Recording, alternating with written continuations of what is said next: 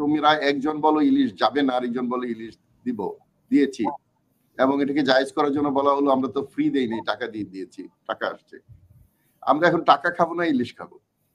যেই অনুপ্রবেশ ভারতের স্বার্থে হয় সেটা তারা খুলে দেয়, সুযোগ করে দেয়, আর যেটা প্রয়োজন নাই তাদের সেটাকে তারা গুলি করে মেরে ফেলে।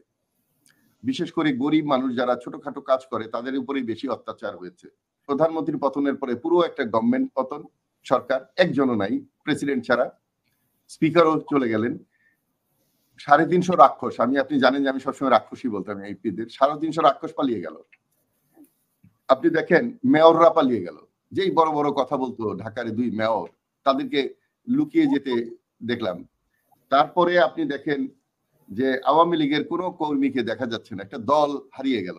ভারত আমাদের আগের সরকারের বন্ধু ছিল, দেশের ভারত বাংলাদেশের কখনোই বন্ধু ছিল না, 71-এর আগেও না, 71-এর পরেও না।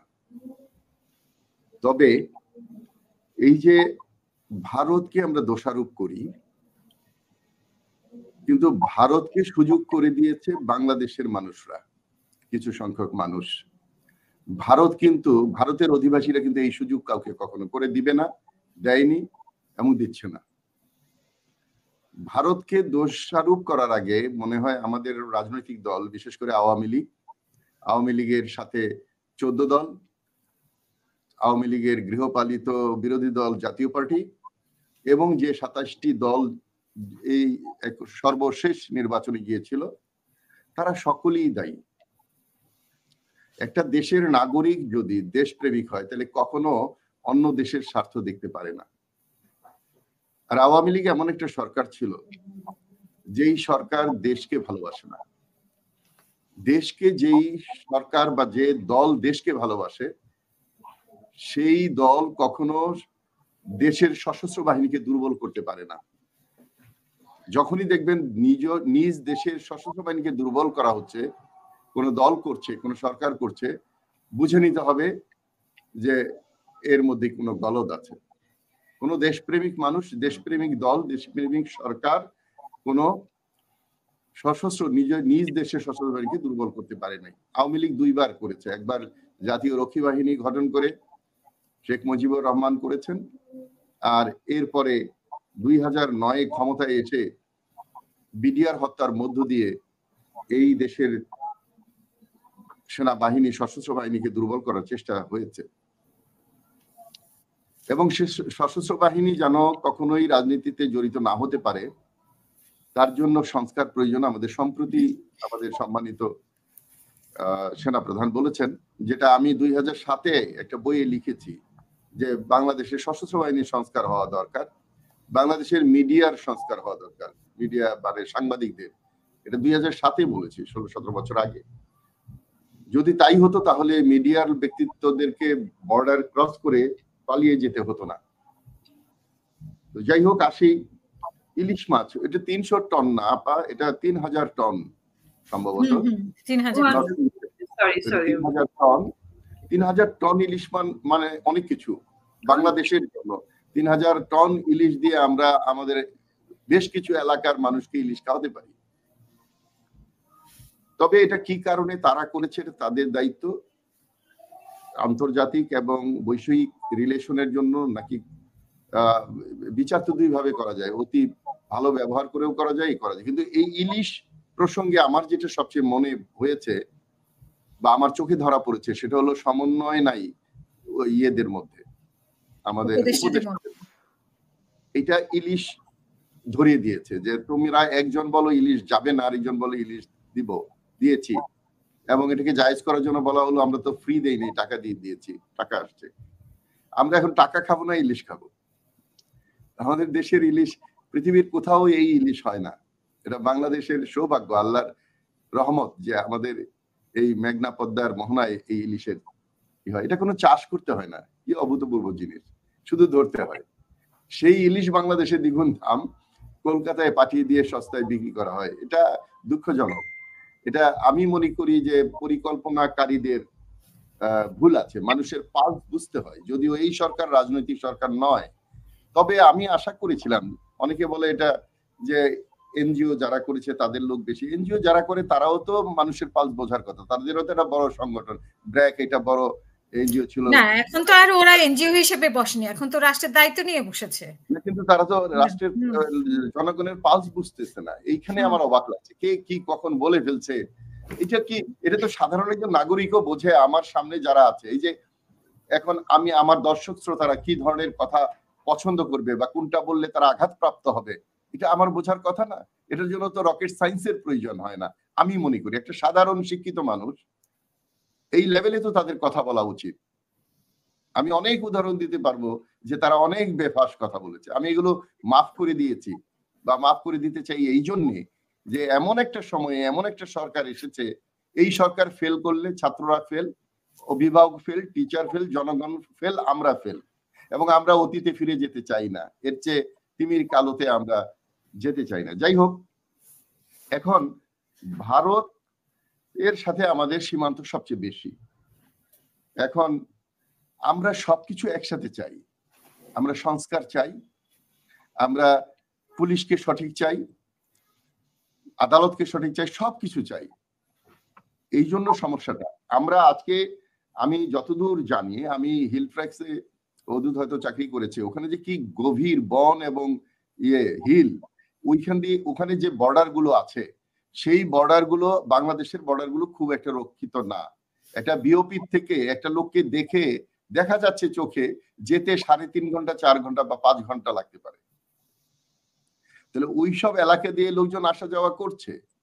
এক সময় তো আরো ভালো সম্পর্ক ছিল, যে রান্নাঘর ইন্ডিয়ায়, এখানে থাকার ঘর বা ওখানে থাকার ঘর, আমাদের এখানে রান্নাঘর, এরকম ছিল। তবে যেই অনুপ্রবেশ ভারতের স্বার্থে হয় সেটা তারা খুলে দেয়, সুযোগ করে দেয়, আর যেটা প্রয়োজন নাই তাদের সেটাকে তারা গুলি করে মেরে ফেলে। বিশেষ করে গরিব মানুষ যারা ছোটখাটো কাজ করে তাদের উপরেই বেশি অত্যাচার হয়েছে। এখন যেই সরকারটি, একটা কথা এখানে এসেছে যে ভারত কিভাবে একটা দেশের সরকারকে তৈরি করে দেয়। এই যে সম্প্রতি জয় বলেছে আগামী 90 দিনের মধ্যে ভারতকে অনুরোধ করেছে এই দেশে একটা নির্বাচন করার জন্য, করে দেওয়ার জন্য। সে এর চেয়ে বড় দেশদ্রোহিতা তো হতে পারে না। তো এই যে এখন ওবায়দুল কাদের পালিয়ে গেছে নাকি বাংলাদেশেই লুকিয়ে আছে আত্মগোপন করে, আমি জানি না বিষয়টা। এই জন্য জানি না কারণ এখন পুলিশ এখনো সুগঠিত হয়নি এবং বিজিবি এর আগে নিশ্চয়ই আপনি দেখেছেন যে 5 তারিখের পর একটা ছবিও ভেসে বেড়াচ্ছিল যে ওবায়দুল কাদেরকে অ্যারেস্ট করা হয়েছে। এরপর আর কোনো পাত্তা পাওয়া যায়নি। এরপরে আজকে কয়েকটা পত্রিকায় শুধু এই খবরটা এসেছে যে উনি 5 তারিখে পাত্তা পাওয়া যায়নি। আমি উদাহরণগুলো দিচ্ছি, পাত্তা পাওয়া যায়নি এমন কিছু এরকম আরো ঘটনা আমি বলছি আপনাকে। আপনি দেখেন, আমি সম্প্রতি একটা ভিডিও দেখলাম, 7 জন বীর শ্রেষ্ঠকে এই যে আর্টিফিশিয়াল ইন্টেলিজেন্স দিয়ে এমন ভাবে করা হয়েছে, আমার কাছে আছে, আমি পাঠিয়ে দিব, আপনি দেখেছেন কিনা জানি না। মনে হয় তারা জীবিত, মুভ করছে, কথা বলছে, হাসছে। তাহলে যারা বহু বছর আগে শহীদ হয়েছে তাদেরকে কিন্তু জীবন্ত করে ফেলেছে। তাহলে আপনি ওই ছবি দেখে ভুল করবেন এটা আমি চাই না, এই জন্য ওই ভিডিওটা আপনাকে পাঠিয়ে দেব, যে লেখা আছে ওখানে আর্টিফিশিয়াল ইন্টেলিজেন্স দিয়ে বীর শ্রেষ্ঠদের একটা ভিডিও করা হয়েছে। তো ওই তাহলে ওবায়দুল কাদেরের ভিডিও করা তো খুব একটা কঠিন কাজ না। যাই হোক, এটা বিতর্কের বিষয় না। আমি 2 দিন আগে শুনলাম একটা বাড়ি ঘেরাও করা হলো যে আমির হোসেন আমু লুকিয়ে আছে, এরকম একটা খবরে। আবার কিছুদিন আগে আমরা যাদেরকে ভেবেছিলাম পালিয়ে গেছে তাদের কিন্তু বনানী, বাড়িধারা, আমার আশেপাশে ধরা হচ্ছে। তার মানে ঘাপটি মেরে বসে আছে না দূরে গেছে?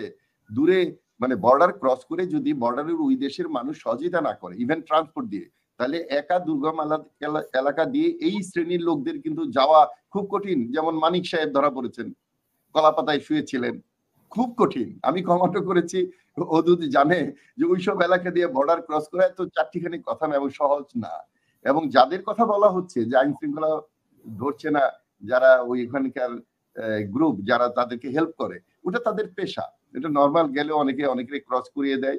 ওরা বিজেপি বিএসএফ এর সাথে লাইন থাকে, বিজেপির সাথে লাইন থাকে, এগুলো দিয়ে একটা ঘটনা ঘটে। জি, সংক্ষেপ করবেন।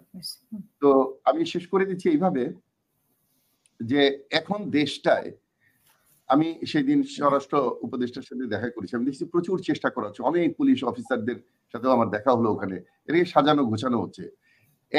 এমন একটা দেশ কি দেখাতে পারবেন যে একটা সরকার, একটা প্রধানমন্ত্রীর পতনের পরে পুরো একটা গভর্নমেন্ট পতন, সরকার একজনও নাই প্রেসিডেন্ট ছাড়া, স্পিকারও চলে গেলেন, 350 রাক্ষস, আপনি জানেন যে আমি সবসময় রাক্ষসই বলতাম এমপিদের, 350 রাক্ষস পালিয়ে গেল। আপনি দেখেন মেয়ররা পালিয়ে গেল, যেই বড় বড় কথা বলতো ঢাকার 2 মেয়র, তাদেরকে লুকিয়ে যেতে দেখলাম। তারপরে আপনি দেখেন যে আওয়ামী লীগের কোনো কর্মীকে দেখা যাচ্ছে না, একটা দল হারিয়ে গেল। ওরকম একটা পরিস্থিতি, পুলিশ নাই, আদালত থেকে হাইকোর্ট থেকে 5 জন বিচারক গিয়ে পালিয়েছিলেন, ওইরকম একটা বিধ্বস্ত দেশে আমরা যদি আশা করি যে একটা লোক পালাবে আর খপ করে ধরে ফেলবে, এটা যারা হিলট্রেক্সে বা বর্ডারে কাজ করে তারা বোঝে। তো এখন পালিয়ে যাবে কোথায়? শুনে পালিয়ে যাওয়া তো এটা পানিশমেন্ট। যারা পালিয়ে থাকবে, আমাদের যারা প্রিয় মানুষ, সেনাবাহিনীর অনেকে দেশ ছেড়ে বিদেশে থাকতে হয়েছে, অনেক কষ্ট করতে হয়, তখন অন্য দেশের পারমিশন নিতে হয়, করতে হয়। সুতরাং পালিয়ে যাওয়াটাও আমি একটা পানিশমেন্ট মনে করি। আজকে পালিয়ে যেতে হলো কেন? তাদের কর্মের জন্য। সো এখানেও একটা তারা পানিশমেন্ট কিন্তু পাচ্ছে। সুতরাং আমি বলতে চাই যে আমরা এখন নানা রকম খবর দেখি, সব খবর এখন আর বিশ্বাস করা যাচ্ছে না। একটু যাচাই বাছাই করে অন্তত 2টা-3টা খবর না দেখলে সেটাকে আমরা আমলে নিতে পারছি না, এবং সময়টা খুব একটা ভালো না। কারণ যেরকম আশা করা হয়েছিল সরকারের তরফ থেকে, ওরকম স্পিডে বা ওই কনফিডেন্স তৈরি করতে পারেনি, যার জন্য গুজবগুলো তৈরি হচ্ছে। ধন্যবাদ সবাইকে।